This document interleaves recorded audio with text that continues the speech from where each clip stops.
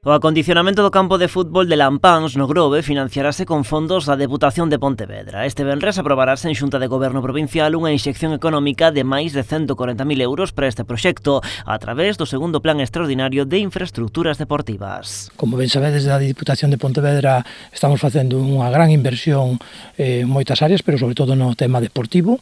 O ano pasado tiñamos un presuposto de 4 millóns e este ano o trasladamos a 8 millóns de euros, non?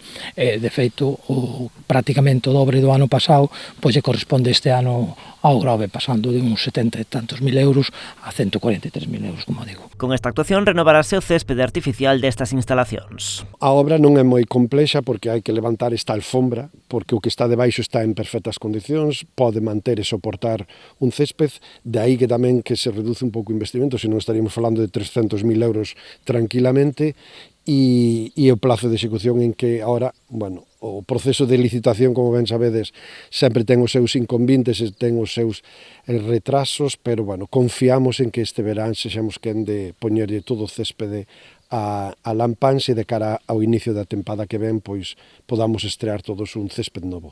Despois de dar conta desta actuación, o deputado provincial Marcos Guisasola desprazábase tamén a Cambados. Alí o Concello vai reasfaltar con fondos do Plan Mais Provincia da Deputación a estrada de Forniños, de 1 kilómetro de lonxitude, pero un dos principais accesos ao porto de Tragove. Como non podía ser de outra maneira, bueno, pues, o vamos a aprobar para que podan ejecutar esta obra, non? Unha obra que, polo que se ve, é bastante necesaria, está bastante deteriorada o camiño, e, bueno, como criterio do Concello, pues, van a implementar estes cartos para esta obra. Unha estrada moi transitada porque, ademais dos veciños e veciñas, de negocios locais como este restaurante, pois hai moito tráfico portuario, especialmente tráfico pesado que entra e sae do porto e, bueno, é unha obra que xa é un tempo que levábamos axendada no Concello, que xa tiñamos un proxecto redactado e agora decidimos solicitalo a beiro do Plan Mais Provincia de Diputación. O alcalde Cambados, ademais, aproveitaba para poñer en valor este plan no que son os concellos os que deciden onde investir os fondos provinciais. O abeiro do Mais Provincia, en Cambados, tamén se vai levar a cabo a ampliación da rede de saneamento e abastecemento de auga a un centro de vivendas de Vilariño, Castrelo e Corbillón,